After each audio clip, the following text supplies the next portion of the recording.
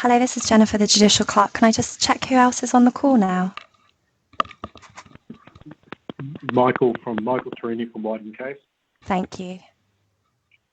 Amy Roshan from White and Case. Thank you.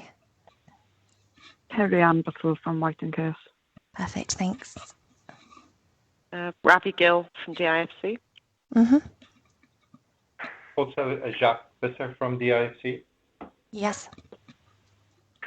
Makawer from Vex Juris. Yes.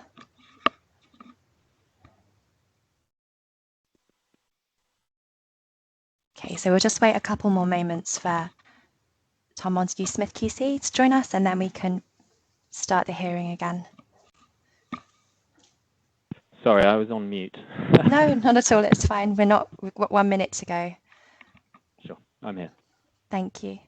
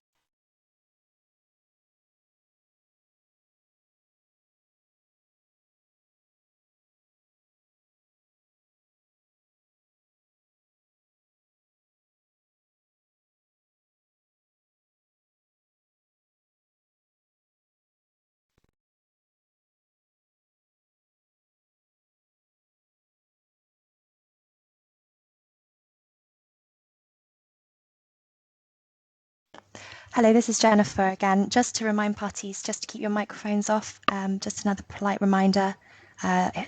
His Excellency Judge Shamlan will be joining us in a couple of minutes. Okay. Thank you. Yeah, Jennifer, thank you. I am on, so I hope the defendant is ready now.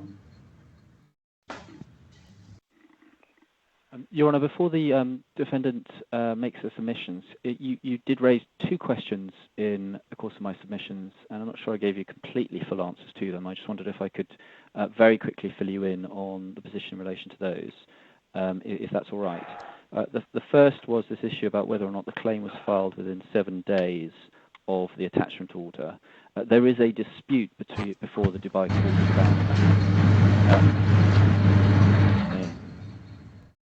What the contractor says is that they did submit the claim within 7 days. However, it appears that they did not pay the filing fee within 7 days, and that is why when you see the documents being produced by the court, they show the claim being accepted and therefore registered on the 18th, I think, of February it was. So therefore 13 days after the attachment was obtained. So there is an issue before the Dubai courts about whether or not the effect of that is, as my client says in Dubai, the attachment is null and void. So that's the best answer I can give at the moment on that.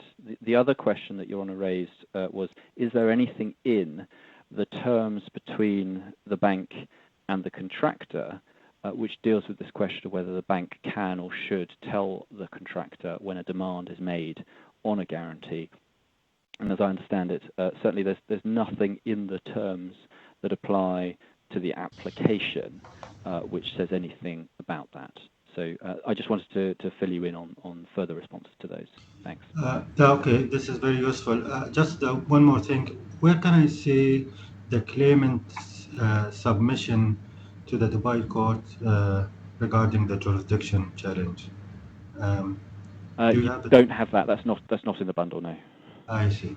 Okay. All right. Then we turn now to the defendant counsel. Yes, sir, Your Honor. At the outset, may I just in very short points summarize the key facts which I would need for this hearing. The claimant entered into a construction contract, Your Honor, with the company currently operating as BIC Contracting. During the hearing, I'm going to refer to it as the contractor. The contractor approached the bank requesting to issue a performance guarantee in favor of the claimant according to the conditions of the contract between them and the contractor.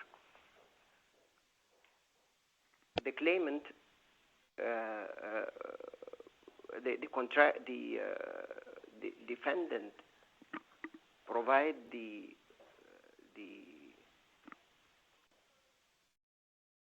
claimant with the performance guarantee, and accordingly the performance guarantee, which was issued on the 5th of January 2017,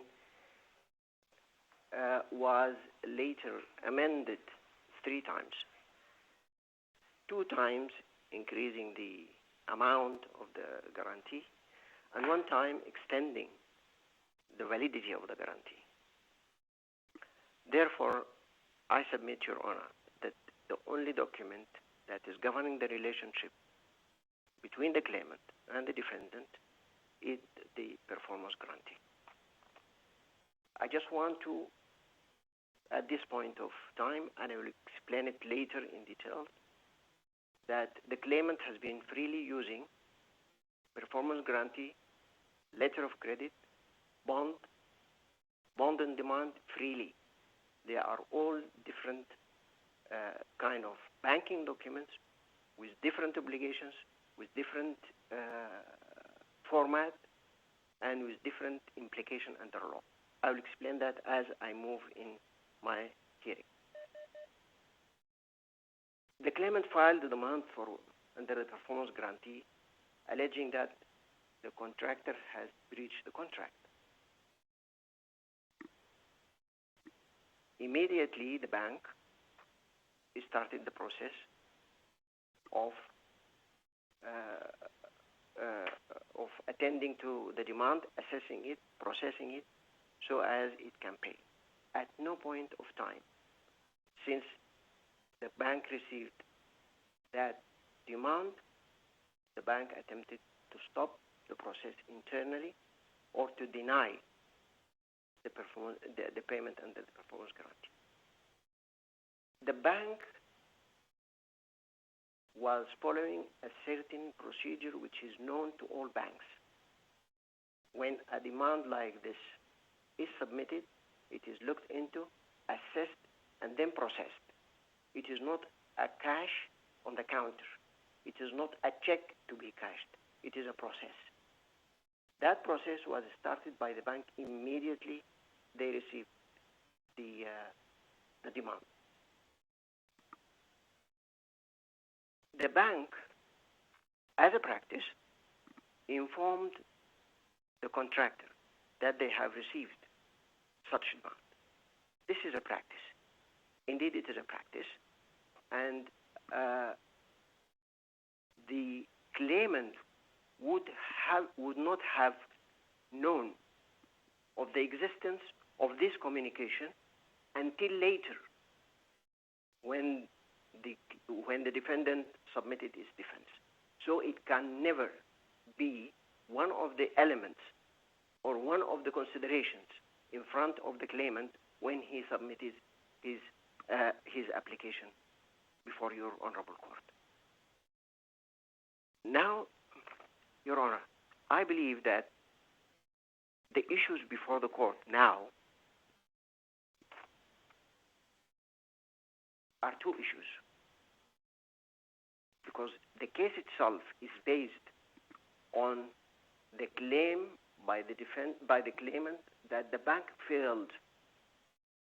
It is the burden on the bank to prove that the bank has failed. He is only the claimant is only depending on the defenses or the arguments of the defendant to prove that the bank has failed. Now, did the bank fail to pay the demand for payment under the performance guarantee?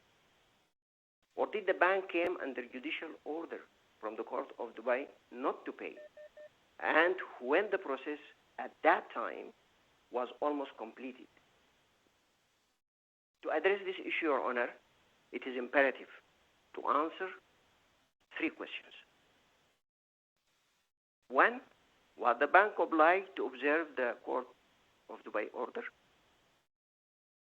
issued on the 5th of February and notified to the bank by an execution order from the court on the 6th?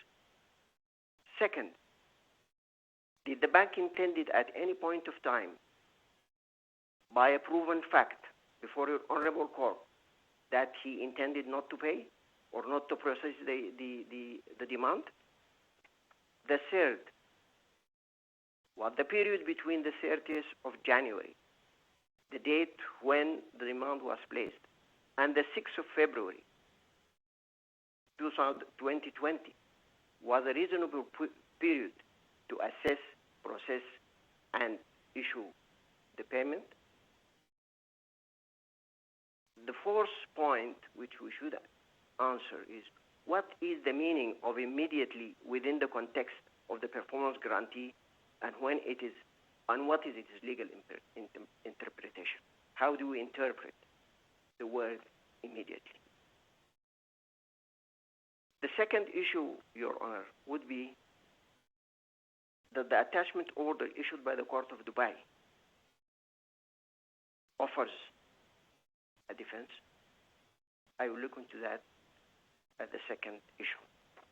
Now, going to the first issue. Did the bank fail or not?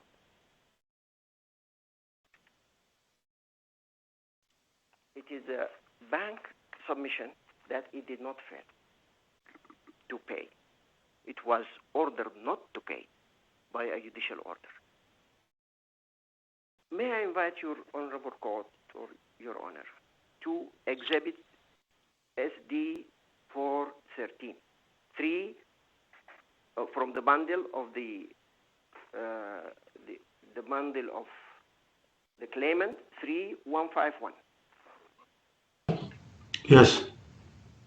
It is a letter addressed to the contractor, dated 30th January 2020, where the claimant made it very clear that his intention is to pay, and that he's going to pay unless he receives from the claimant a demand, not unless just using this exact words in the that the claimant, unless a duly signed claim withdrawal from the beneficiary, which is the claimant, is received by the bank. So there is no way to argue that the bank has intention not to pay. Incidentally, Your Honor, the 30th of January, you will meet this date several times during this course of hearing. This is the date the bank submitted the claimant submitted his application to the bank. This is the same date the bank informed the contractor that he's going to pay. This is the same date, Your Honor. The evidence shows that the claimant had signed taking over certificate of the completion of the project. May I just interrupt here, just to be on the same page? May I know what is the purpose for the bank informing the contractor that there is a call on demand? Yes, indeed. I'll explain this, Your Honor. My learned colleague said that this is an indication from the bank inviting them to go and make an order in the court, an injunction in the court. To me, it is the practice of the banks to inform the client that this has happened, and it is left to the client to go make arrangements with the beneficiary, make the beneficiary send the letter the bank is referring to, which is a letter to withdraw this demand. This is the intention of the bank. There is no criminal intent or plotting from the side of the bank on this, but it is a practice, and I am grateful that my colleague mentioned it as a practice. Yes, indeed, it's a practice. It's not mentioned anywhere, but it is the practice of the bank. And it leaves to the parties. They can agree, they can settle, they can do whatever they want to do within the few days where the bank is going to process the payment, because the payment is a process. No, so just if I correct you, if I understand you correctly, are you saying the purpose of that letter to the client, to the bank client, is to encourage the contractor to settle the issue with the claimant? Not only that, Your Honor, it is to encourage the client to see if he can make the arrangements for such a letter if he wants, or he can settle with him, or can make new arrangements, whatever it is. Because actually the performance guarantee is a comfort letter, is only triggered to come into operation when such letter is received from the beneficiary. Before that, it is a comfort letter. Banking comfort letter is sitting there. It will only trigger to have its full force at the time it has been asked for a payment under it. So do you have in the application form any provision say that in event the beneficiary will call for demand, you're going to send the applicant this type of notification? Not at all, Your Honor. Right. It's only a practice. Do you have any circulation or resolution from the central bank asking the bank operating UAE to do so? Not to the best of my knowledge, Your Honor. So this is just solely Dubai Islamic Bank practice? No, all banks. It is a general banking practice. I don't have evidence to say all bank, but is my evidence before me, this is your practice for now? Indeed, it is the practice of the Dubai Islamic Bank. Okay, please carry on. No.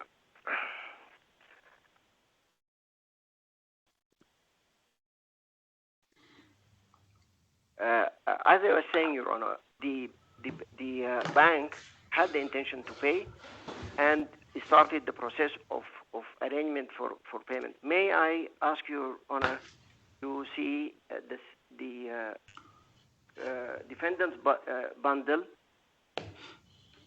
Well, I don't have defendant's bundle. I have electronic bundle. Just tell me what. The electronic. We have this was filed online, Your Honor, because some of the crucial documents was not added to the case bundle prepared by our land colleagues. Okay, just tell me what document you are referring to. Maybe we'll find it here.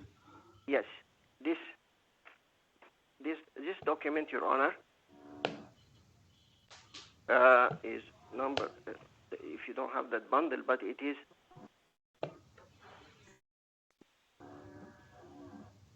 Let me explain it to you. If sorry to interrupt. If you give me the page number from your bundle, I'll probably be able to find the document. It's not correct that there's anything missing from the online bundle. No, it is missing. It is missing. Indeed, it is missing. Tell me the page number and I'll find it. It's the voucher. From my bundle, the page number is SD 310. And in the second bundle, it is 320.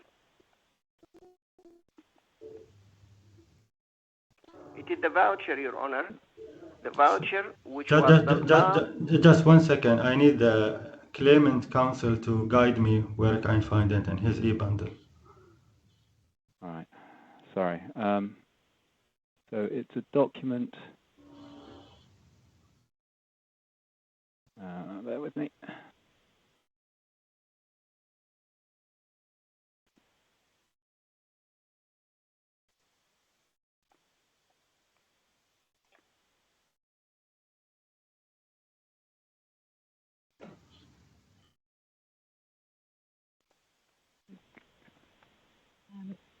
Tom, yes. I might be able to help with this. It's bundle 3, tab 25, page 158. Thank you so much. Yeah. So page number again, 150. Yeah. Is it page 158? Correct. SD 310. Thank you, Amy. Sorry, I just missed that. What the page number again? I thought that my friend was referring to a page which has in his writing SD/3/10. That document appears in section 3, document 25. Yes. This is the document which is dated 5th of February. Yes. I believe that's what he's referring to. Yeah, this is the one. This is one, Your Honor. So it is in. So it is. So in correction of my friend's earlier statement, it is in the bundle. I beg your pardon. Yeah. So what this document shows? Yeah.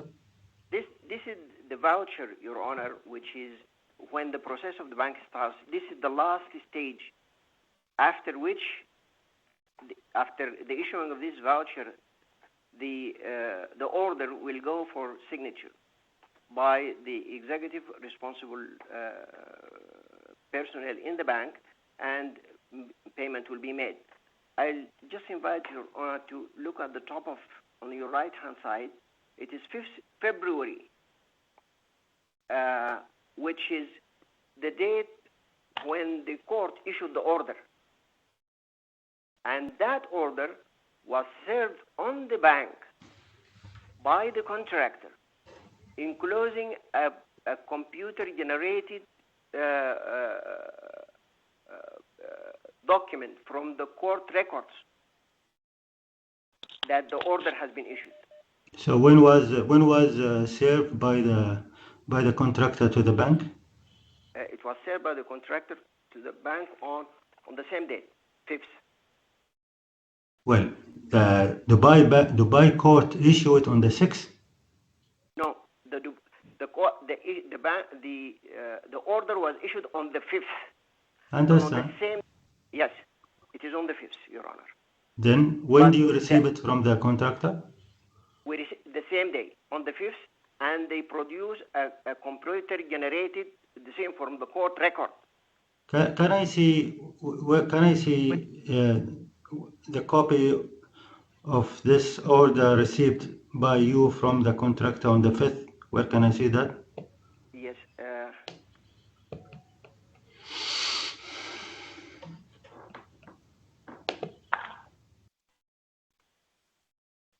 Let me see more.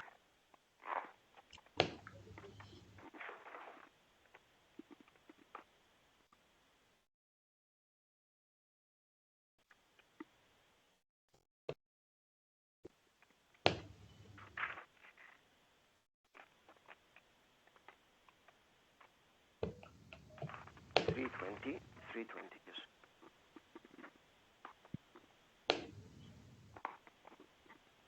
It is appearing in our 323. What can I see here on the date of 6, a letter addressed to the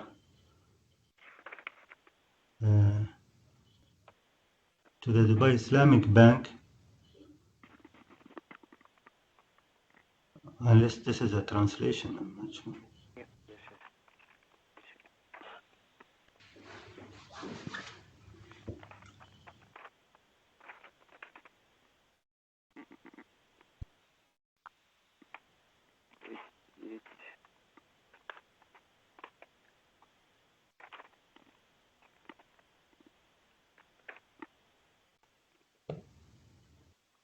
3 translation original summary case data. It is appearing, Your Honor, at 318 and 19 in the bundle. I don't know where it is. I want to see what you received from the contractor on the 5th, as you say. On the 5th, yes.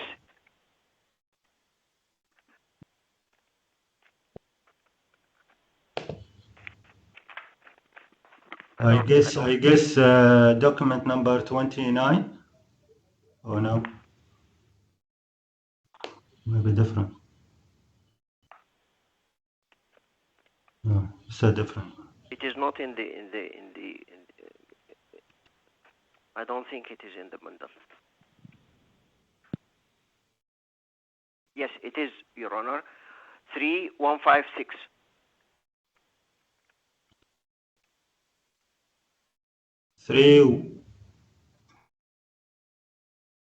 I'm looking to the letter from BICC to Dubai Islamic Bank. Yes, this is the one. Dated on the 6th of February. No, the print. There is Serving another. the print. Well, still I'm looking for the letter from the contractor to the bank dated 5th of February. I cannot find it. 365. 3156.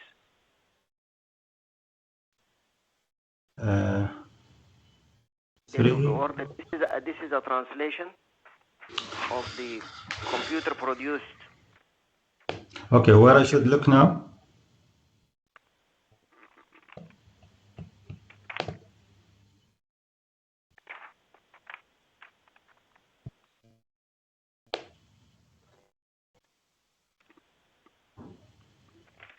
It should be a letter from the contractor to the Dubai Islamic Bank on the 5th.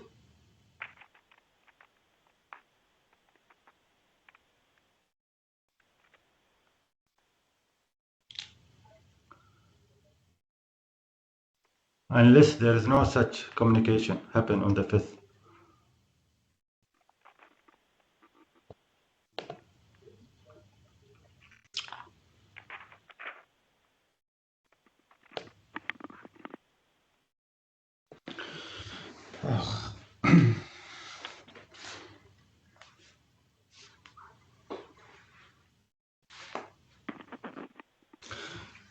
So my understanding for now, on the 5th of February, Dubai court issued the attachment. Then on the 6th of February, the bank was informed by the Dubai court directly, or by the contractor? Yes, by the Dubai court directly.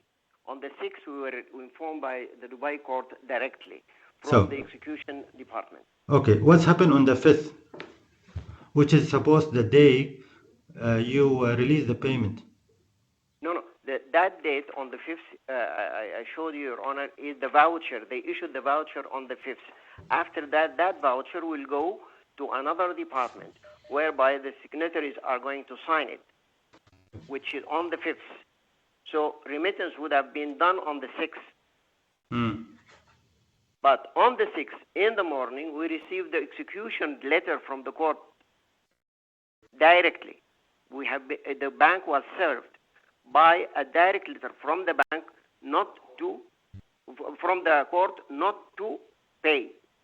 Under that, due to the attachment. Do you know when at which time do you receive this letter from Dubai court? On the 6th? I don't have this in the record in front of me, but I can share it. How did you receive it? By email or by courier or by No, the service of the court service was direct by bailiff to the bank, but the letter from the contractor was by email. The one on the 5th was by email, and the direct letter from the court was by service. So, what does the letter say on the 5th? That Dubai court decided, or because the decision was made on the 5th, but there is no record for that decision on the 5th? No, the decision is on the 5th, Your Honor. It is there in the if you see the document we have 3156. So okay, but now on the 5th, the client wrote to the bank saying that the Dubai court decided to not to encash the demand and please don't do. Yes, and they sent that by email. So can use this one. Okay, then did you rely on that email? Well, that email would have to be put in consideration. On the 6th, they would have decided whether to accept that or not.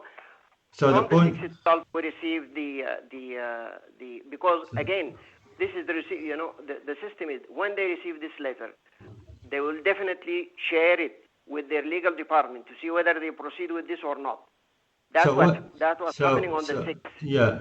According to your story, the voucher was ready on the 5th of February and was sent to the signatory, and this signatory within the bank, the headquarters. Yes. Okay, then the email came from the contractor, informed the bank that the Dubai court decided the attachment. So the bank stopped the process. Stop the process based on the email came from the contractor. Is this the case? No, that's what the end of the day, because the process is definitely going to be completed on the 6th. On the 6th, the second day. The voucher leaves from one department to another department, going up. When they receive from the contractor the computer-generated order of the court, they send this, according to the information I have from the bank, to the legal department to consider what is this. Okay. Next morning, they receive the direct letter from the court. Okay. Can we just step back and can you advise me why it's taking 5 days from the 1st of February to the 5th of February to prepare that voucher? What's happening there? Yes, Your Honor, according to they have to assess the claim for payment. They also have to prepare, because after this is not full claim, it is part claim. They have also to prepare a new bank guarantee representing the remaining amount, and this is known to the claimant itself, because he mentioned that they should have paid us and prepared the remaining amount in a new performance guarantee. All right. So this is a process. This is what I call is a process. I understand. Can you show me when did you start starting this process? On the 4th of February? Is this the case? No. This was started immediately on the 30th was a Friday. It was a Thursday, Your Honor. We can take this. No. My question: you send a letter to the client telling him in 3 days' time, if the beneficiary did not withdraw, you will start the process. No. That will pay. That you would notice, Your Honor, in that letter it says business days, banking days. Yeah, I'm counting from Saturday. I'm counting from Saturday, not Friday. Yes. So exactly, you start that process after 3 days from that letter. The letter was on the 30th, so 30th, 31 is not counted. The 1st of February, which is Saturday, you give 3 days. So that means on the 4th of February, you start the process. Yes, correct. Yeah. Now, this leads to the question, based on what you delay the process 3 days? Those 3 days were not working days, Your Honor. No, how is not working days? We're talking about the 1st of February, the 2nd of February. You mean Sunday, 1st of February, Monday, Why, 2nd of February? why Sunday? It's Saturday, 1st of February. I'm wrong? No, the first was... The 1st of February was Sunday, Saturday, sorry. Saturday is working day. Not all the full the bank departments, Your Honor. It's Well, partial. I don't care about the department. I'm talking about the bank operate on Saturday. Yeah, the bank operating for Saturday, not for this kind of paperwork. Not the rest of the departments of the bank are not working. It's only where people they go cash order this and that, but not the full bank. Okay, let's put this as a matter of fact. You start the process.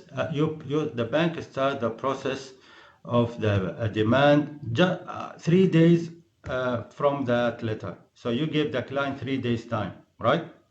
Yes, correct. This is the question. This was just based on the Dubai Islamic Bank practice. Yes, I cannot go for the other banks, but I So know that they are question, not exceptional. The question is, if Dubai Islamic Bank did not give that 3 days notice or period to the client, they would make that demand before the Dubai court attachment. No, Your Honor, because the guarantee itself was issued under the 5 days period of grace for the bank. Okay, please carry on with your submission. Yeah.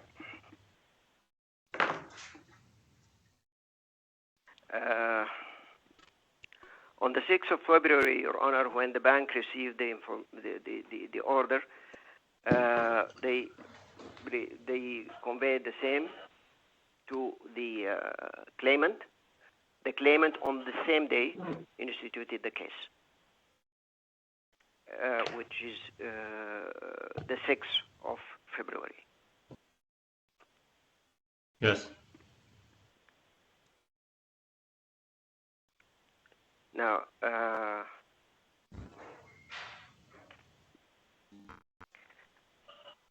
just back to the point of the days, of the period of grace, or the period which the bank is supposed to finalize assessing the claim and issuing the payment. It was argued by my late colleague that the URDG 758 is not applicable here because it is not mentioned in the letter of demand, on the letter of guarantee itself. It's not mentioned in the letter of guarantee itself, but the letter of guarantee itself wouldn't have been issued in the first place had it not been for the conditions of issuance. The condition of issuance clearly stated that. Now, how the beneficiary would know that if it is not mentioned in the demand contract? How they would know that? Because the practice, Your Honor, as well. No. It's a contract. If it is not mentioned there, Your Honor, even if it is not mentioned there, it is the practice. It is the practice. Actually, the ICC, what are the ICC codes? Just one second. From the practice. One second. Yes, Your Honor. You said it's a practice. Yes. Now, this practice among the financial institution. Yes, Your Honor. Is the claimant financial institution? No. So how he will know that practice if it's not mentioned in his contract with you? I would expect that they have been working with this. They are with the banks. They are working with the banks. It's not the first time they apply for such a kind of. So this is not a proven fact. This is what you are thinking. No, this is. I'm just talking about the practice. It's not my thinking. Yeah, your practice. When you say the practice, common practice among the same business community, about the same business group. The claimant is not part of financial institution practice, so he would know about the 5 working days period of ICC. Just I want to put it there. Yeah, well, that's correct from one side, but now they are quite aware of that. What do you mean by now? when they went to the court, when they came to the court, DIFC. Yes, okay. Yes, okay. Please carry on. Okay, Your Honor.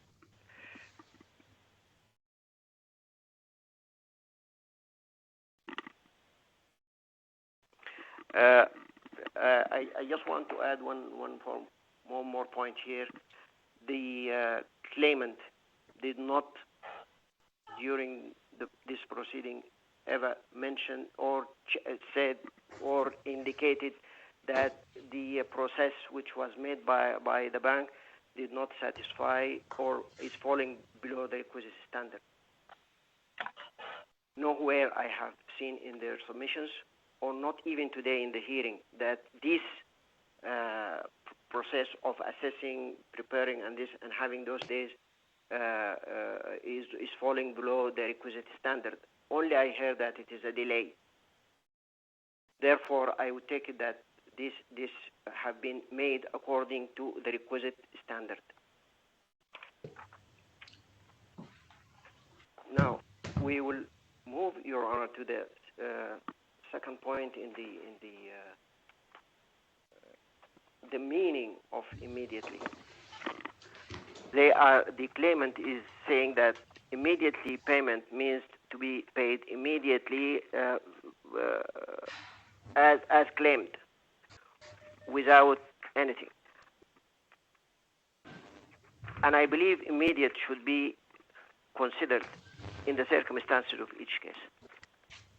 It's not a claim to be given on the same day or the second day or the third day. All these depends on the practice, and I believe, Your Honor, that to borrow from the precedents which the learned colleague have given,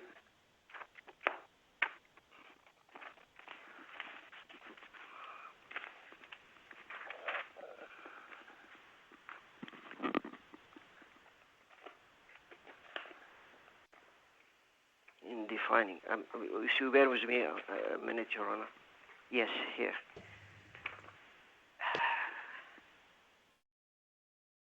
Five 5:30 from the docket, Your Honor.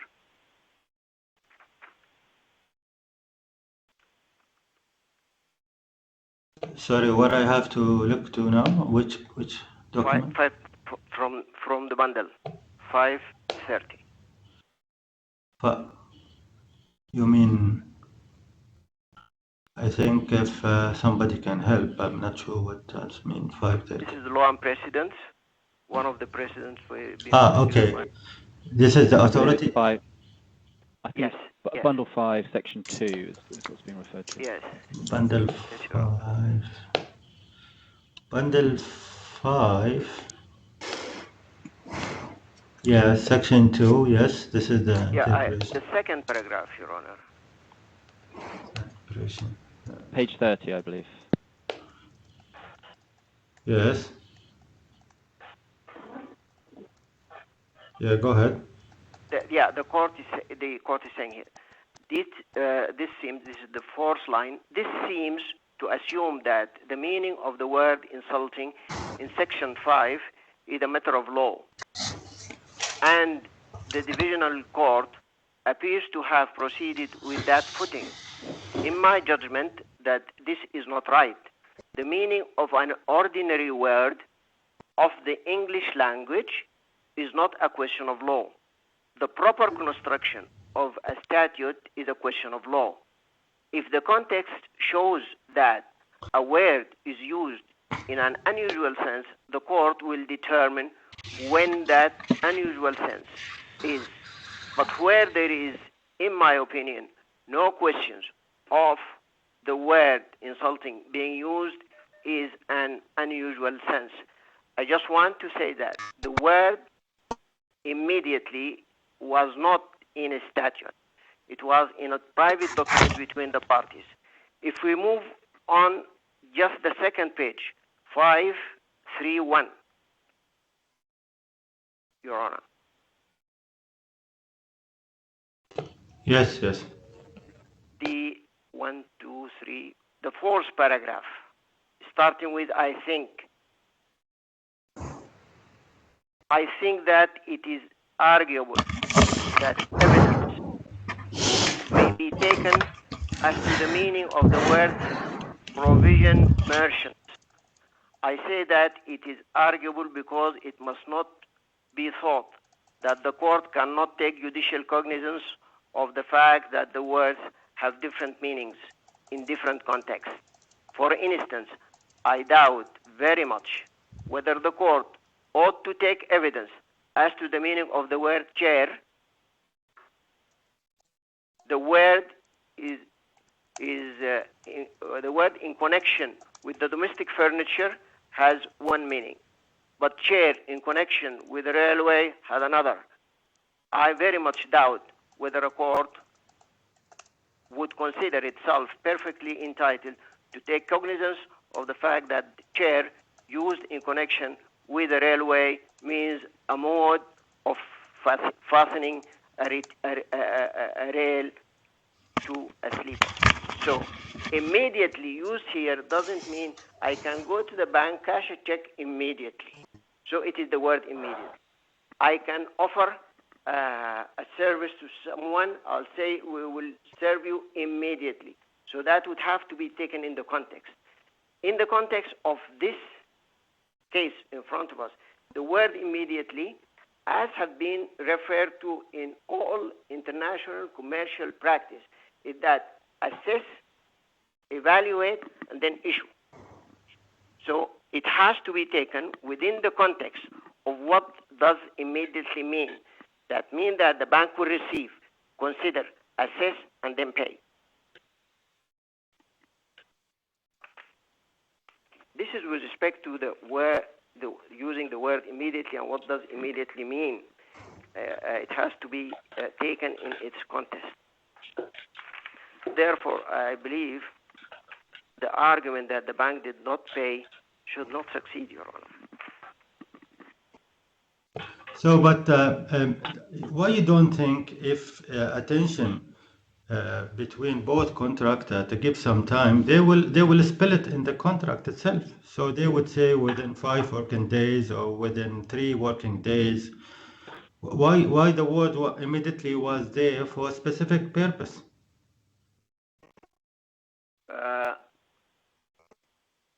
I think it's a matter of drafting, Your Honor, and I believe that all international documents like this, they just more or less copy and paste. And if someone my own understanding, because changes would be very, very minor. Okay. Yes, you can continue, please. Yeah.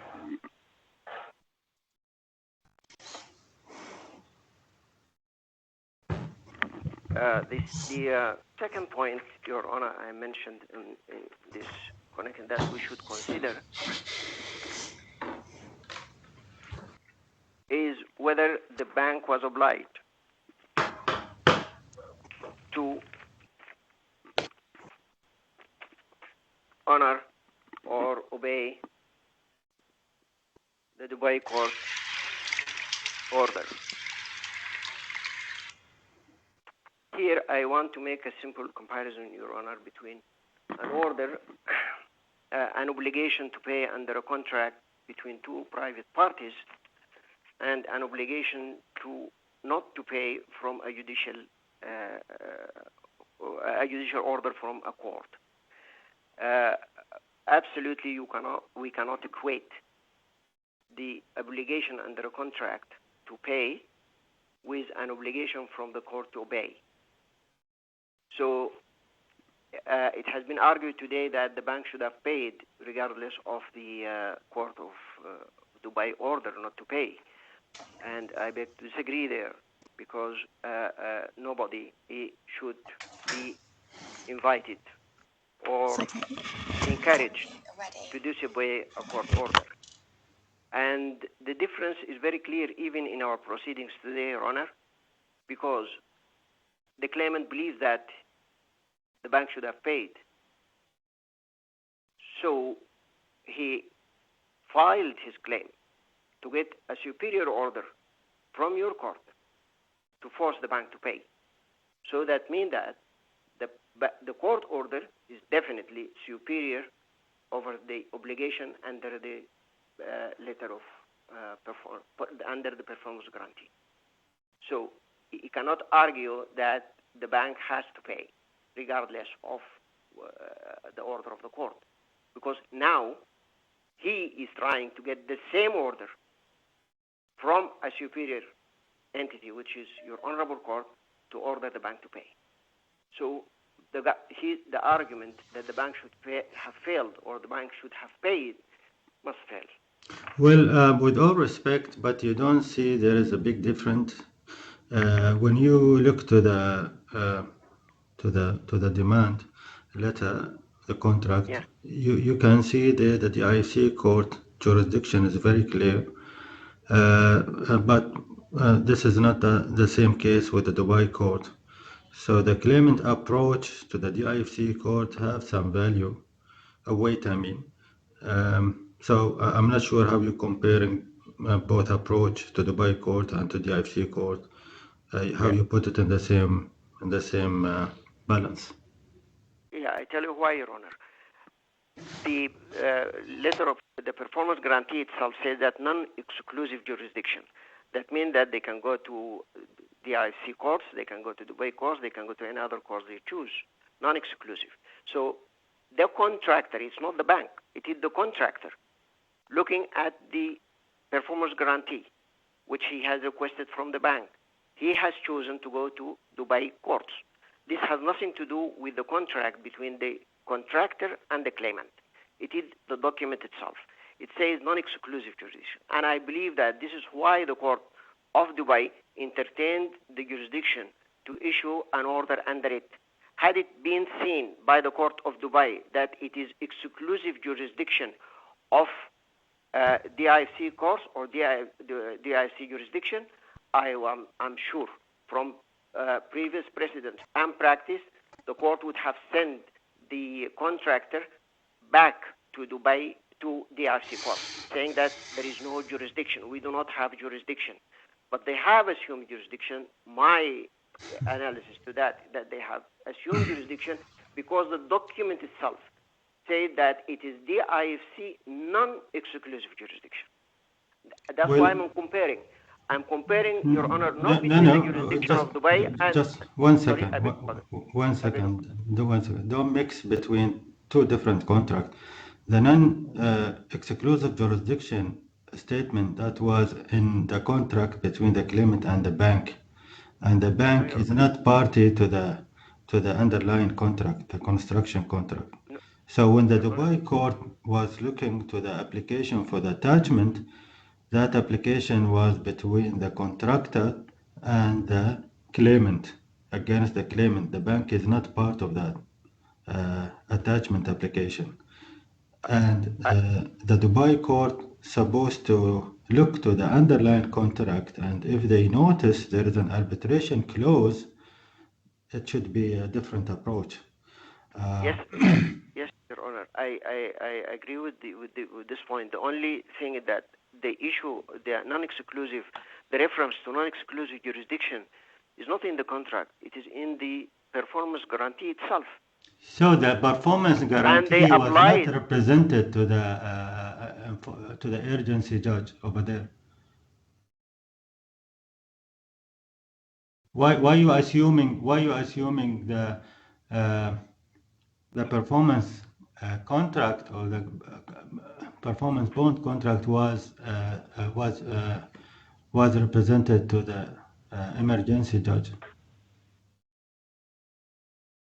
I don't know how they applied it, but my analysis, as I see it now, that there is a decision passed for attachment, and my understanding also that attachment orders, which are provisional orders, they are issued on the face of the document. So without going into the substance, that's why people are given the 8 days to go and make the substantive claim. if there is an issue of jurisdiction, absolutely the Court of Dubai is going to look into it. And if the jurisdiction goes to the IFC court from past precedents, and vice versa, the same way for the IFC courts, vice versa, that they will declare no jurisdiction and they pass it to the jurisdiction. But as we stand now, we cannot, the bank, as we stand now, at this point of time, there is a valid, as far as the bank is concerned, there is a valid order on him not to pay. He's not going to go to the court and say that you don't have jurisdiction. This is the duty of the claimant. He should go and challenge that, saying that you have no jurisdiction, you shouldn't have passed this decision, you should have vacated this order. And anytime this is done, the bank is ready to pay. And we have stated this, Your Honor, in the response to the acknowledge to the claim, and we are repeating it, and we have said it 3-4 times before. And that's why we believe that the case, this claim and the time and cost of this claim is of no use, because it is an order on the court in the bank by the court. Anytime this is lifted, it was already in the voucher issuance of voucher, so it will take maybe a few hours to pay.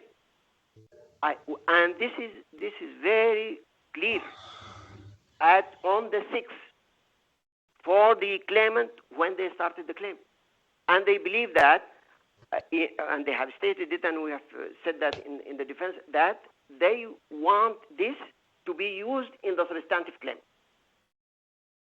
In 2 places, very clearly, that this is going to help the court in looking into the substantive claim. So they want the decision from this court to order the bank to pay because they want to use it in the substantive dispute, which they are party to it.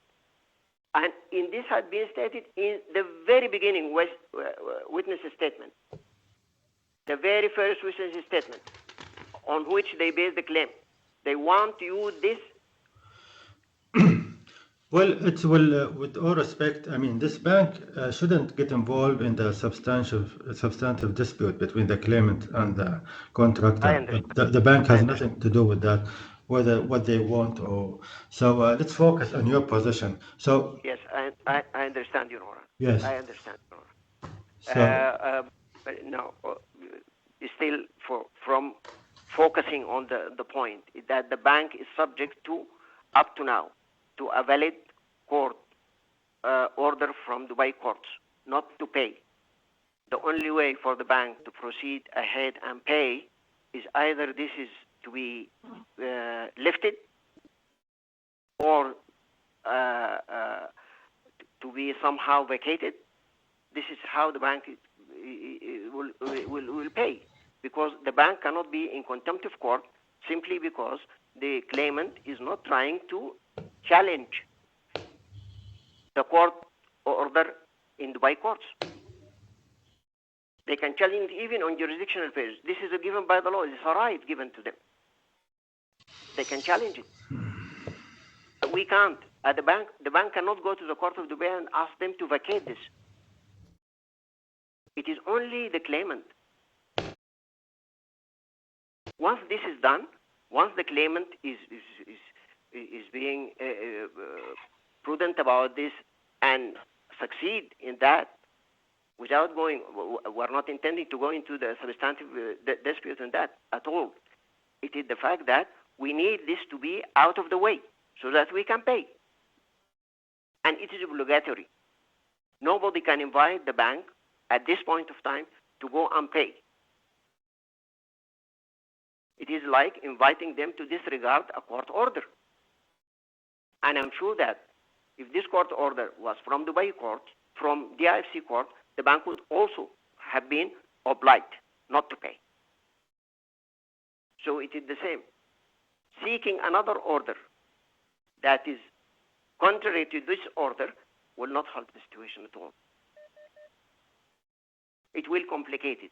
Not only that, because even the execution of such an order issued by your honorable court is going to go to the execution court in Dubai to execute it. And we are doing this following precedents given to us by the bank, by the claimant, on matters which have nothing to do with performance bonds. Performance guarantees are different. Performance guarantees are not trade, Your Honor. The LLC is a trade. It will strike is right in the heart of the business if the LLC is not honored or stopped. The LC, if the LC is not honored. But this is a different industry. It's a different industry. It is construction industry. And the performance guarantees are not issued for payment.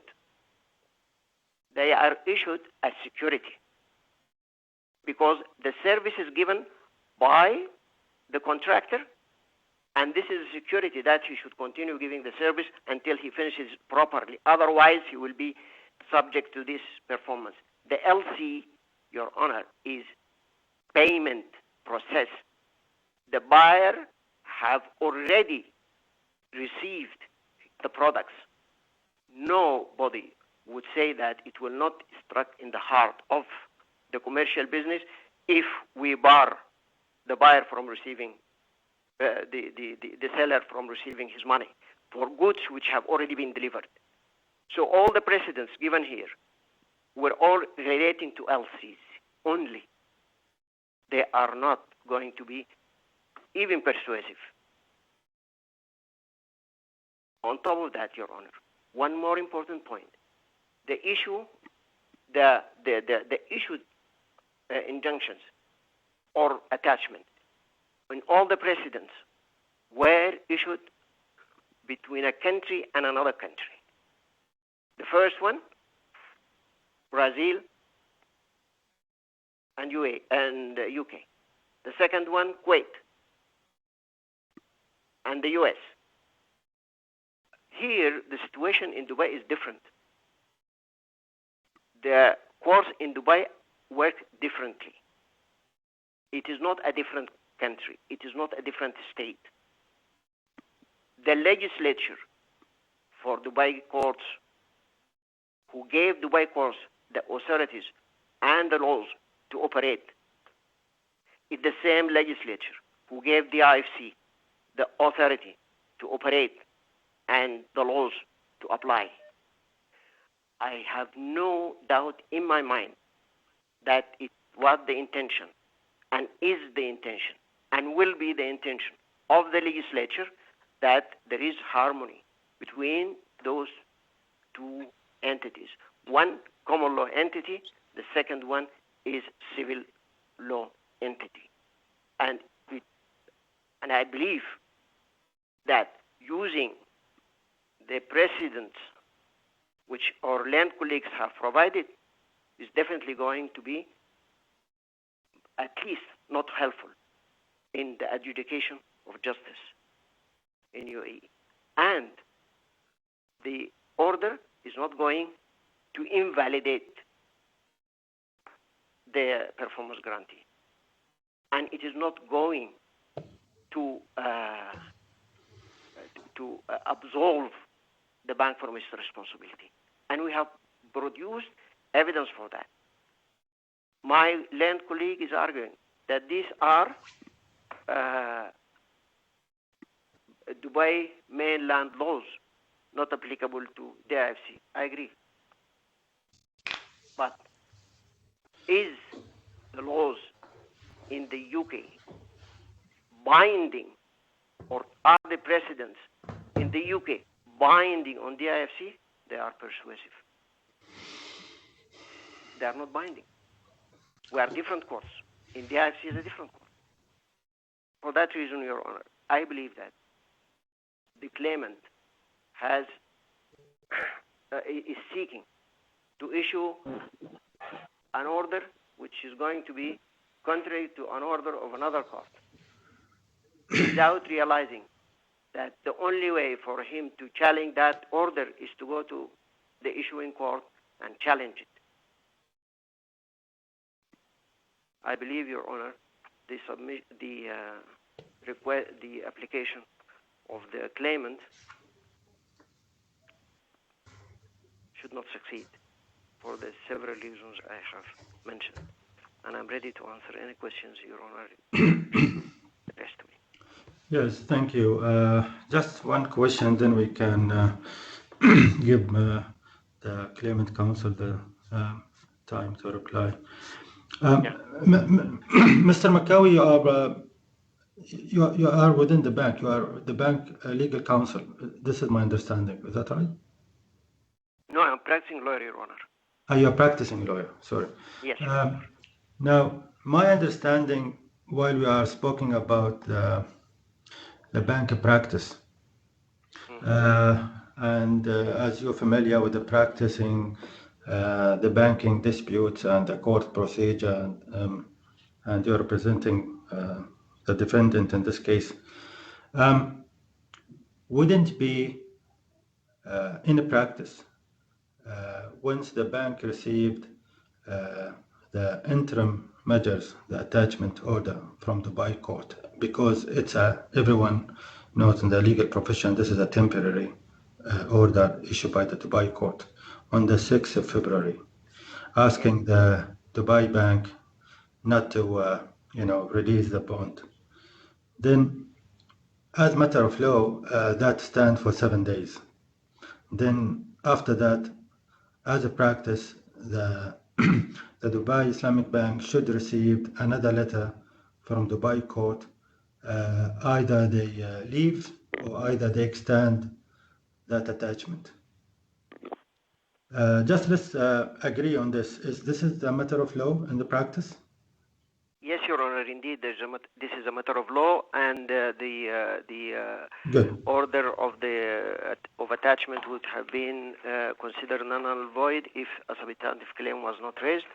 But no, the question for me, yes. for you, does the bank receive any order by the Dubai court saying that this attachment should continue after the 7-day time elapse? No, the only thing the bank received is that you are not allowed to pay under this. But from our practice, we know that this order will stand valid for 8 days, during which the claimant who claimed the order to be issued should file a substantive claim. If he fails to file a substantive claim within the prescribed period, the order of the court would stand null and void. No, that would be the end of the order. That would be the end of the order. Yes. And usually, from practice, whoever is concerned will ask the court of Dubai to issue to the bank an information that this order is no longer valid, it's gone. So the bank should receive a new letter from the court of Dubai telling them that disregard our previous thing, it's done. So why is it not other side? Why isn't it opposite? The attachment, it's valid for 7 days or 8 days. If there is no another order from Dubai court extend that attachment, no. Then why the bank should continue not releasing the bond? No, I beg your pardon, Your Honor. The attachment is not fixed for a time. It's a temporary. It is temporary anyway. It is temporary anyway until a final judgment is issued. But the 7 days or the 8 days given under the civil code for the court for the applicant to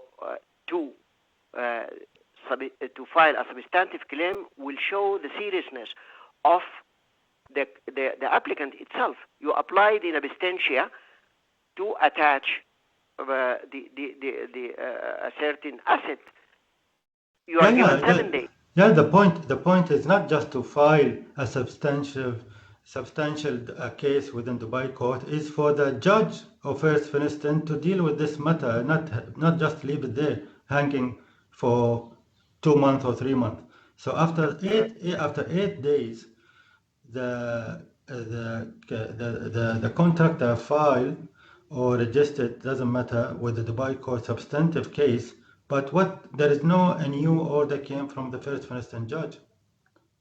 No, because once a substantive claim is raised, and in the substantive claim, the plaintiff asks the court to confirm the attachment. Exactly. This is what I'm saying. Does the court decide on that? This is what happened. This is exactly what happened. What's happened? Does the court confirm that? In 3717, Your Honor, 3171. 3171. What is this? This is substantive claim. Just a request.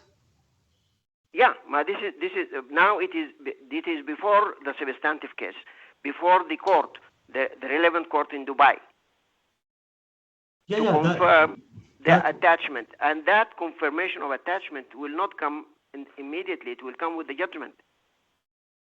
No. We're talking about 6th of February. The attachment was made. Then count from there 8 days. No. On the 11th, they raised the substantive claim. This on the 11th. 171. Yeah, 171 is the substantive claim. This is the substantive claim issued under number court application number 158172/2020. This is the substantive claim. I understand. Which is yeah. But my point, we don't have up to date an order from the court looking to this substantive claim, confirm or rejecting or discharge the attachment, right? We don't have anything came from the court yet. Yeah, but the validity, the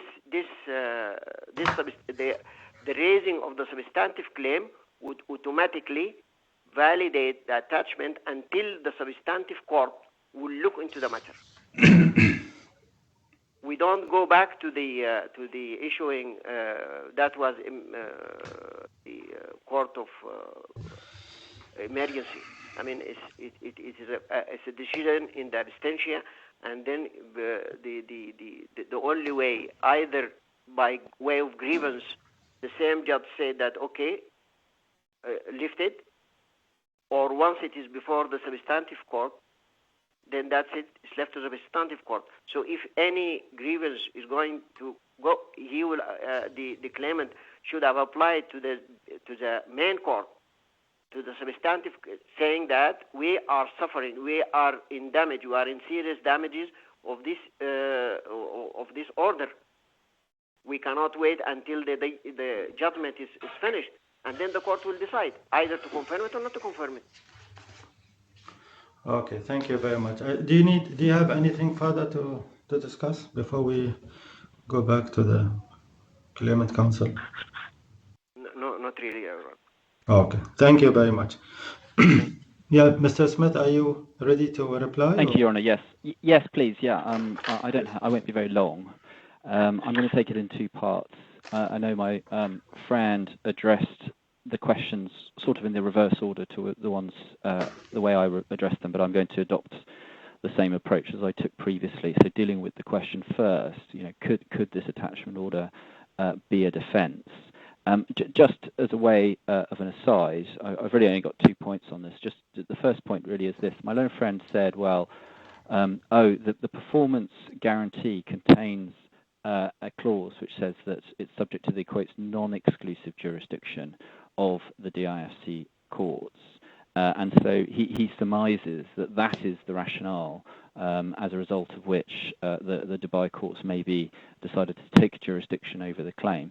There are two obvious problems with that assertion, even if that happens to be correct. As a matter of fact, the reality is it doesn't give rise to the Dubai courts having jurisdiction. Firstly, as I think Your Honour interjected, the claim that it is before the Dubai courts, the claim in respect of which an attachment was granted, was a claim made by the contractor against the claimant. That relationship is governed by the construction contract. that construction contract has a DIFC-seated arbitration agreement in it, and it is the terms of the construction contract which govern that relationship. So the jurisdiction provisions in the performance guarantee couldn't confer jurisdiction onto the court over that dispute. The fact that the point here is that the order that has been made, assuming it remains in effect, and that's very unclear at the moment, is that assuming that has been made, it interferes with the relationship between the DIFC investments, the claimant in this case, and the bank, and it's having that impact. And the result is that you engage all of those English authorities and the provisions of DIFC law that I've referred to. The second problem with this position is that when you do then get to the performance guarantee, you see that although it says that it confers, quotes, non-exclusive jurisdiction onto the DIFC, what it doesn't say is that it confers any jurisdiction onto the Dubai courts. And that jurisdiction that they could otherwise have had would be excluded by Article 5A(1)(a) of the Judicial Authority Law, to which my friend just simply doesn't refer. He just ignores the problem that the claimant is a DIFC establishment, and therefore any claims by or against the claimant just have to be brought in the DIFC courts, possibly unless the parties have decided they're going to agree that the Dubai courts have jurisdiction. But there's no way that you can interpret the jurisdiction agreement in the performance guarantee as conferring jurisdiction onto the Dubai courts. The furthest you can go with that is to construe it as saying, well, if another court has jurisdiction, then this clause does not deprive it of jurisdiction. But you never get to that point as far as the Dubai courts are concerned, because they can never have jurisdiction under Article 5A(1)(a). So there is a real issue there, and it's perfectly plain that the Dubai court should have not touched this one with a barge pole, as I put it. In relation to the more general question, my friend repeats, well, we the bank just simply can't pay because, in effect, another court says we shouldn't pay. And he attacked my reference to the English authorities for two reasons. First, he said, oh, well, they're all about letters of credit, and this is a performance guarantee, and those authorities are simply not persuasive. That, I'm afraid, is just flatly wrong. And I took Your Honour to the various passages in those authorities which say some of these authorities are about letters of credit, but all of the principles apply equally insofar as in relation to performance guarantees. So, for example, just to show how wrong this submission is, if we go to tab 5, document 4, page 45. Yes, tab 5. Sorry, page 49. Tab 5, document 4, page 49. This is in the case of Harbottle. Yes. Where, if you look at B on that page, I need only refer to a few authorities. They were mostly concerned with confirmed letters of credit, but they equally apply to confirmed performance guarantees. It's just how my friend can say, oh, well, these are just about letters of credit, they've got nothing to do with performance guarantees, is very difficult to understand, if I'm honest. If we go forward then in the bundle to tab section, so bundle 5, section or document 8, page 87, and look at paragraph 34, sets out the law as it applies to letters of credit. Paragraph 34 in the middle of page 87. Standby letters of credit which operate in a non-sale setting, such as that which issued in the present case, involve similar considerations. Typically, they're issued as a security device in the nature of a guarantee to reduce the risk of non-performance of an obligation. So again, you're talking about performance guarantees. And then, if you want another one, the Canadian case at at document 10, in the same section of the bundle, page 177, paragraph 27, paragraph 29. So 27 shows it's not in dispute that the advance payment guarantee is in the nature of a performance bond or performance guarantee or demand guarantee. And then 29, it is well established that in the context of a performance bond or performance guarantee or demand guarantee, the court would not normally restrain a bank from making payment thereunder, save where that is usually described, what's usually described as the fraud exception applies. So it's simply and flatly wrong to say that these authorities don't apply to performance guarantees. Now, he says, well, all right, but we're in the DIFC, we're not in England, and so English law doesn't apply. Well, fine, then he needs to address Article 83 of the DIFC contract law, which we see at Section 5, Document 18, page 253, and he just doesn't say anything about it. And what that provision says is that actually DIFC law goes further than English law and simply says an impediment to payment will not be taken into account, full stop. So in other words, if you sign up to do something which you promised to do, but then you can't subsequently do it, whatever the reason may be, that's the risk that you take on for yourself. But the point about all of the common law authorities is to show that if the DIFC court, regardless of what Article 83 says, and in my view that's clear, but even if it didn't say that, if the DIFC court was going to accede to this defense and say, oh, well, actually there is a defense, or we're going to put this claim off, or whatever, because there is this Dubai court injunction, then it will be falling into the trap that and taking an approach that has been rejected by pretty much every single other common law court. And the point, why is that a problem? Because the whole purpose of establishing the DIFC and the DIFC court was to introduce a system of law in which international business would have confidence. And international business will not have confidence, as the authorities make utterly clear, if these sorts of games are allowed to be successful. And that puts the bank in a difficult position, but that, unfortunately, is the risk the bank takes when it issues a performance guarantee subject to DIFC law and subject to DIFC jurisdiction. If it doesn't want to take that risk, it can issue a guarantee for Dubai law and Dubai jurisdiction, and then the contracting party in the position of my client can decide whether it's willing to accept that document or not accept that document as security for the other party's obligations. So if they had done that, no doubt that the calculus and the discussion would have been entirely different. But having decided to give the guarantee with the terms that it did, the bank takes on the risk that it may be put into this difficult position, just as was the case in the Power Kerber case, and just as was the case in the National Infrastructure case.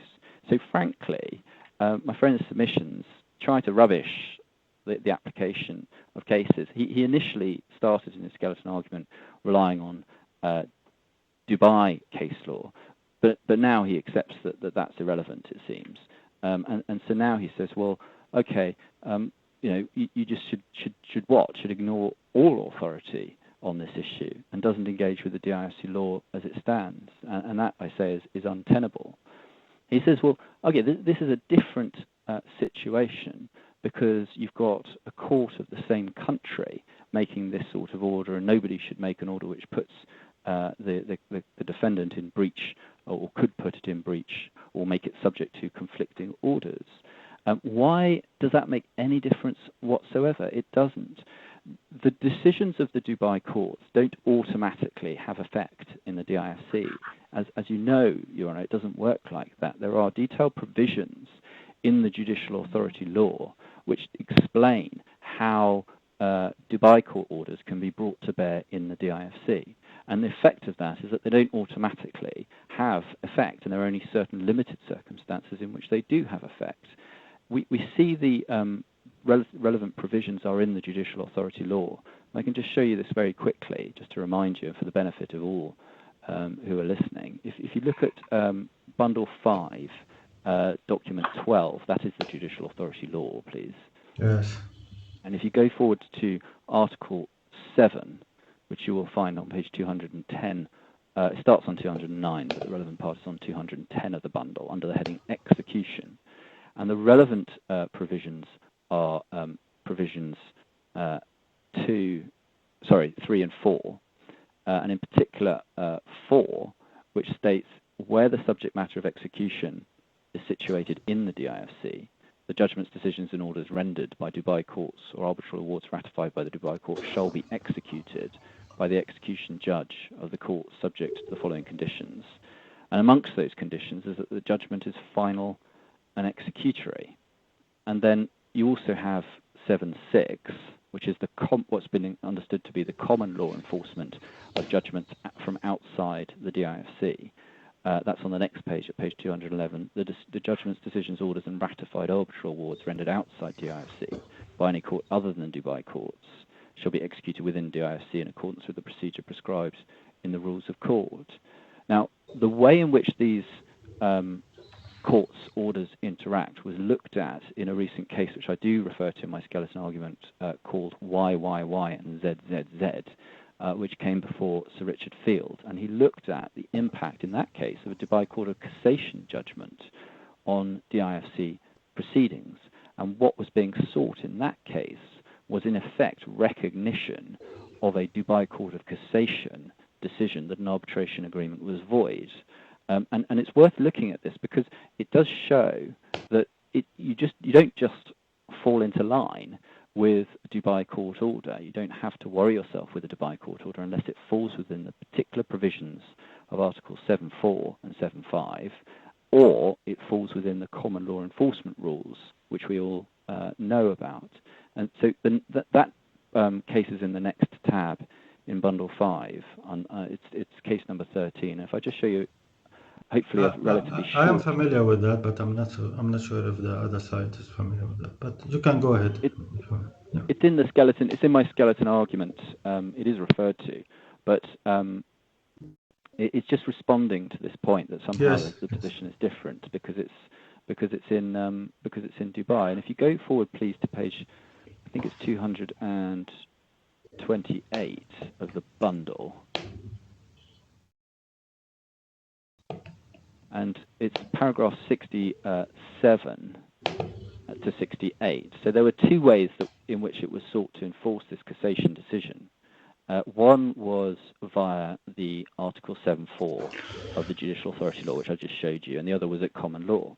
So what the judge says there is, I accept the entirety, 67, I accept the entirety of Mr. Reed's submission that enforcement of a judgment or order made by a Dubai court through the machinery of Articles 7.4 and 7.5 of the Judicial Authority Law is limited to enforcement by the execution processes operated within the DIFC, as provided for in Part 45 RDC. And it says, as noted in Dicey, Morrison, Collins, while a court must recognise every foreign judgment which it enforces, it need not enforce every foreign judgment which it recognises. This is because not every type of judgment is capable of enforcement by having it executed against the party against whom it is given. And then he says at 68, as recorded above, in the course of developing his submission, Mr. Reed informed the court that the Arabic word translated as executory in Article 7.2 and Article 7.4a of the Judicial Authority Law should be translated as appropriate for enforcement in the same way that Arabic word is translated in the 2009 Protocol. This statement was not challenged. I accordingly regard myself as entitled to accept that the Arabic word translated as executory ought, for consistency's sake, if for no other reason, to be translated as appropriate for enforcement. And so then he found that therefore it is only that part of a judgment which is actually going to be executed, usually against assets in the DIFC, which could possibly be capable of enforcement through this particular route for enforcement. And then he went on then to say, well, and in this particular case then, I'll look at it under the common law rules. And bear with me. Yeah, so if you go down to 79 then, he says if the Court of Cassation decision is not automatically recognised by virtue of Article 7.4 and 7.5, the question arises whether this court should recognise it at common law. And then he goes on to find that in that case it shouldn't be recognised as a matter of common law. So the main problem for my friend is, A, this shows that you don't generally just have to take account of Dubai court orders in this court. You only do that when it falls within the particular provisions of the judicial authority law, and those provisions at 7.4 only apply when you're trying to execute against assets in the DIFC, and that this case doesn't fit that box, tick that box, so you don't get to enforcement or recognition that way. You also have the problem that this is not a final order, which is one of the requirements under 7.4 and 7.5. And then if you're looking at the common law approach, well, the common law approach also requires that it be a final order. And I refer to the common law authorities on that. So there's no hope for common law recognition through that route either. And that is all before you even recognise that the proceedings in the Dubai courts are between different parties than this claim. And there is, rather like privity of contract, there's privity of res judicata and recognition. So it's not possible for a non-party to one claim to enforce or have recognised in its proceedings a decision of a court in another. So it just, none of it works. There's no, and this appeal to sort of nebulous, oh, well, this court has to just follow on from the orders of the Dubai courts is absolutely contrary to the purpose of this court. This court is designed and built to be independent, and there have been some erosions to that independence with the establishment of the Judicial Committee.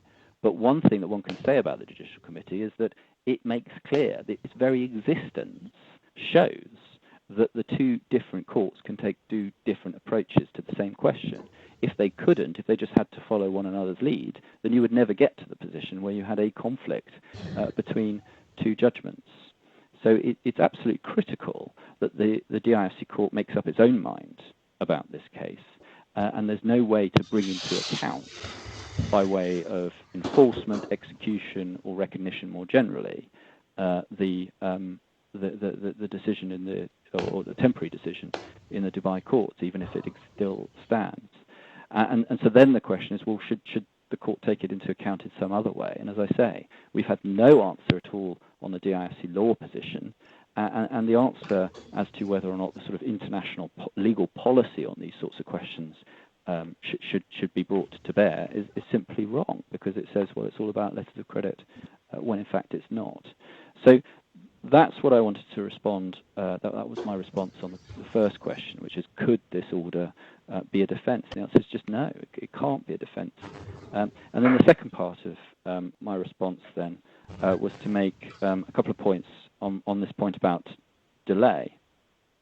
My friend opened his submissions by saying, well, in his submission, the only document, and I'm quoting, the only document governing the relationship between the claimant and the defendant in this case is the performance guarantee. That's the only document which governs it.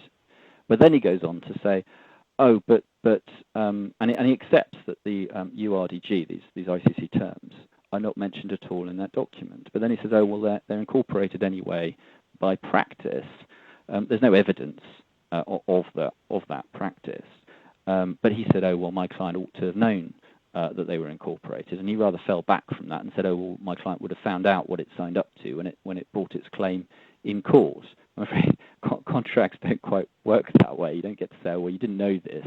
But when you signed that contract, it brought with it all these other terms that you weren't aware of. But I mean, all of this is just totally clear, because if you actually look at the rules themselves, as we did, we looked at 1A of the rules, and that says these rules apply if they're expressly referred to in the document. I won't take you back to it, but that's section bundle 5, document 1, page 4, and the rules are not expressly referred to in the document. Interpreting a contract as an objective exercise, you look at the terms. You don't look at some other nebulous claims about what the bank usually does. There's no course of conduct alleged here to say, well, they've always contracted on these terms. They just say, well, this is what we usually do. Well, that's all fine, but what this court is interested in is what the bank did in this case, and the only way to determine that is by looking at the terms of the document. And the terms of the document say immediately. Now, what does immediately mean? Well, it just means what it says in my submission. And my friend says, oh, well, look, you've got to look at the bank's practice. There's no evidence of that practice. He took you to an extract from Lewison, which says, well, words can mean different things in different contexts. Of course they can. But immediately does not mean 5 days. It means immediately, and it's very difficult to get away from that language. It certainly doesn't mean that the bank can wait 3 working days before it even starts to process the application. Now, normally, it won't matter how quickly they have to pay, because normally it's just going to be a matter of a small amount of interest that will accrue, and commercial parties will take a view on that, no doubt. But what it does affect is this question of risk. Who bears the risk if some impediment arises after the demand is made? Who bears the risk of that? Is it, as the bank says, just my client's problem? They can't get paid. That's their problem. They bore the risk. And the answer to that is no. It's the bank's risk, and that's consistent with all of the authorities and all of the rules from the DIFC law that I've shown Your Honour. If a bank gives out a guarantee which says it has to pay immediately, then it has to pay immediately. And if it doesn't pay immediately, then and then something happens which stops it from paying when it would otherwise have paid, well, that's its risk. That's the risk it takes. And then the final point here is in relation to this point that, well, there just was no delay. And clearly, I think the only point I want to emphasize here is this really just comes down to whether those terms are incorporated. If they're incorporated, they have 5 business days to pay. If they're not incorporated, they have to pay immediately. On any view, even if you accept my friend's submission that immediately really means, well, they have to start the process immediately. On any view, the bank hasn't done that either. You've been shown this voucher, which was issued on the 5th of February, and Your Honour asked exactly the right question: why did it take so long to get there? And the answer came back, well, we had to assess the claim. Oh, and by the way, we also had to prepare a new bank guarantee. Well, preparing the new bank guarantee doesn't prevent the payment, and it's the payment for which there's an obligation to pay. So really the answer was simply we had to assess the claim. But that answer is entirely blown out of the water by the document which you find in Section 3, Document 20, which says basically the Dubai Islamic Bank says they've assessed the claim. They say to the contractor in terms, not we will start the process of assessment. They say to the contractor on the 30th of January, on the day of the demand, in the absence of receiving a duly signed claim withdrawal letter from the beneficiary, within 3 banking days from the date of this letter, we will effect the payment to the beneficiary against their above encashment. So they've done the assessment. They've told the contractor that they will pay, and then they sit on their hands for 3 days. Now, 3 days. Your Honour had a debate with my friend about whether or not the bank worked on Saturdays. But assume it doesn't work on Saturdays, and the 30th of January is a Thursday. The first working day, so it says within 3 working days from the date of this letter. The date of the letter is 30th of January. 1 working day later then, assuming Saturday is not a working day, that's the 2nd of February. There's 31 days in January, so it's 31 is the Saturday, 1 of February is the 31 is the Friday, 1 of February is the Saturday, 2nd of February is a Sunday, and that's a banking day on any view. 2 working days is the 3rd of February, 3 working days is the 4th of February.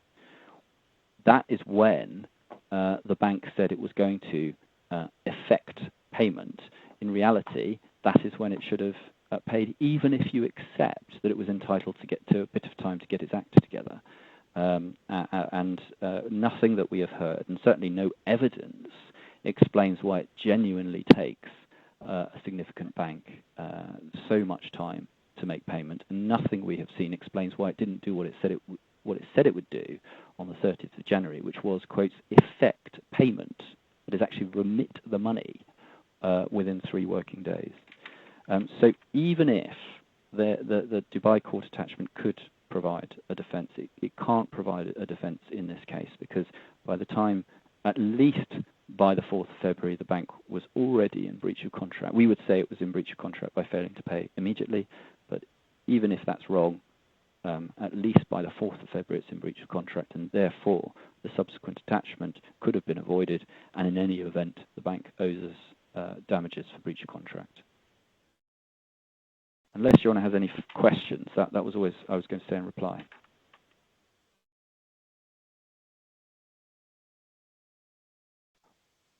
Hello? Yeah. Good. Your Honor? Your Honor? Sorry, Mr. Smith, do you submit a draft order in this claim? I don't think we. It's a claim for money. I'm not sure we have a draft order, but I can prepare one. The order that is sought, though, is explained in the claim form. The claim form. And you will see that on document 1, in section 1, page 3. You'll see the remedy sought. Yeah, and just I'm questioning how much interest you are, calculated in this one. So yeah, yeah. Sorry, go on. No, I mean the order is requesting to pay the defendant to pay the 67.256. 0.887.60. Then the interest, how much was evaluated? So the total of the interest to today's date we have calculated at 182,573.53. Right. That is a calculation based on, as I say, EBOR 3-month rate. Right. And does the defendant has any comment on the interest calculation so far? Actually, Your Honor, I want to have 3 short comments on the statement of my colleague. If I'm going to give you the chance, then I have to go back to Mr. Smith to comment on your reply. Is that okay? Yes. I have no difficulty with that, but Your Honor, yes, they are very short anyway. Yes, the first thing I noticed in the comments is that he's talking about whether the Court of Dubai has jurisdiction to issue this order or not. I don't think we are sitting today to decide on whether the Dubai court has a jurisdiction or not. So absolutely this is out of the way. We are sitting here to see whether the bank has failed as they contend, or whether whether the bank is obliged to follow the order of Dubai court. This is the crux of the matter, Your Honor. It's not anything about the contract between the contractor and the defendant. It has nothing to do with that. It is, we are faced with a situation here, simple, clear situation. The bank had an order from Dubai court not to pay. The bank cannot go and ask whether Dubai court has jurisdiction to issue that order or not.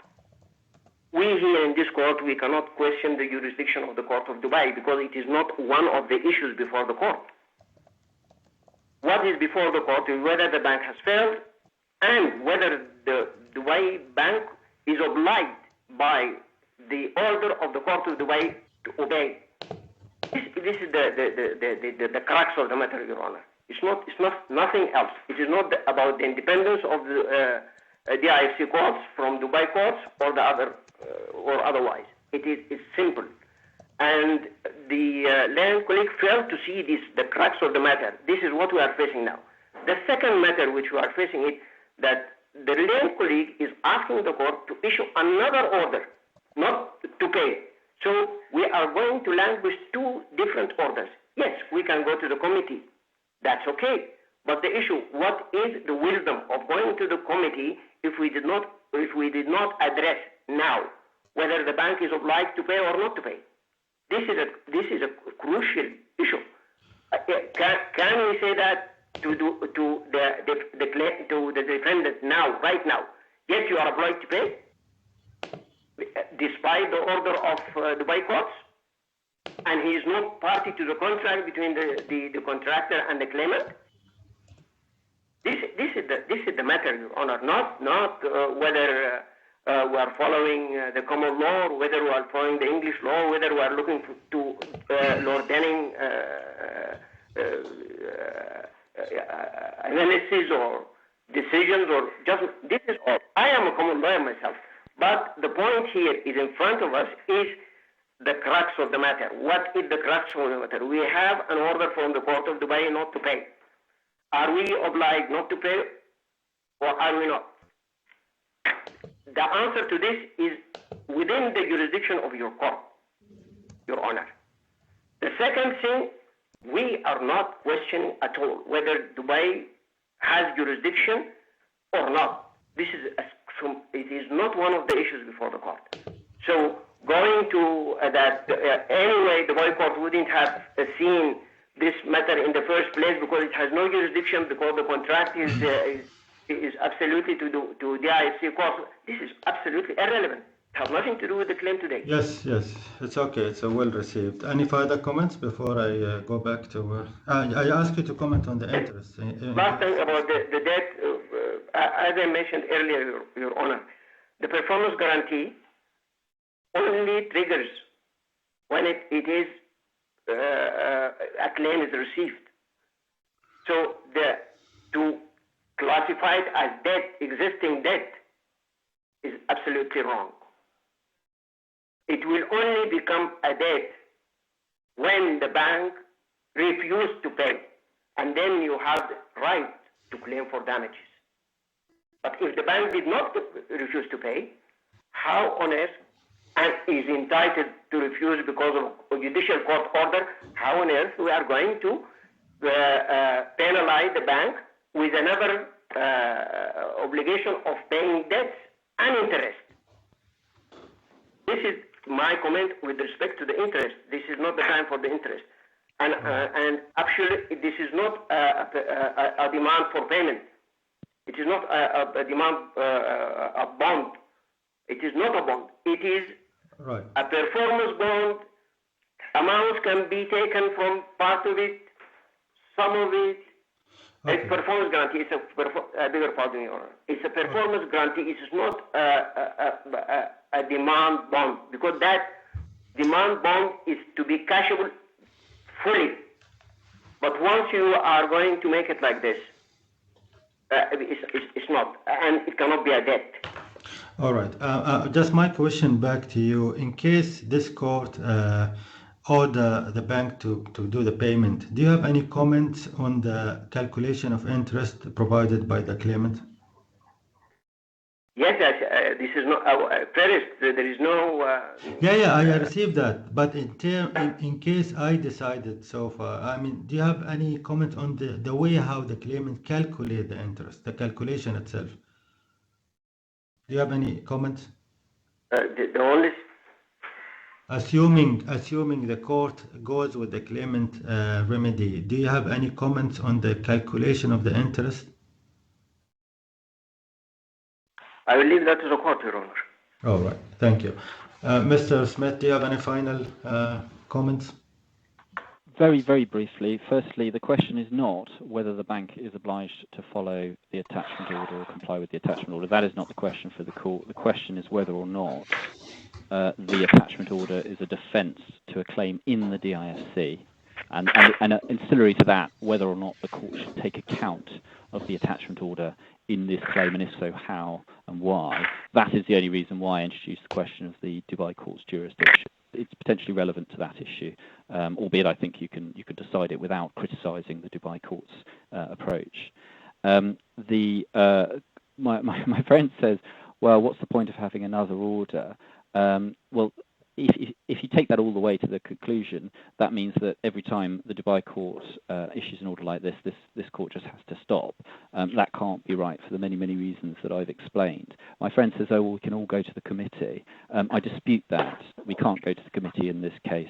There are not two competing claims, but in the different courts which match. So you don't have a matching claim in the Dubai courts to the one that I'm advancing here against you. There's not a claim against the contractor. That is the claim brought by the contractor in the Dubai courts, and that is under the construction contract, not this performance guarantee.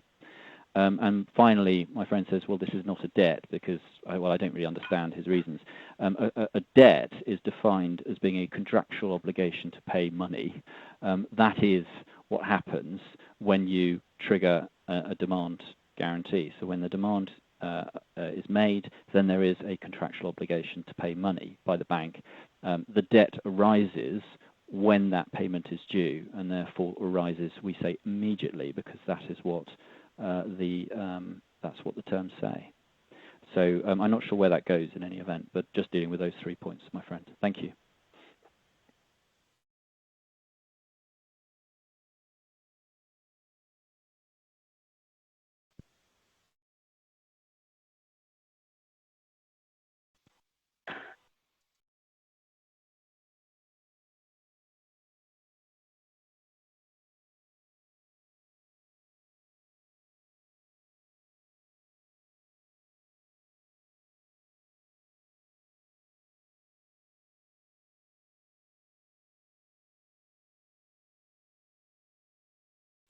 Sorry to, I was talking to myself.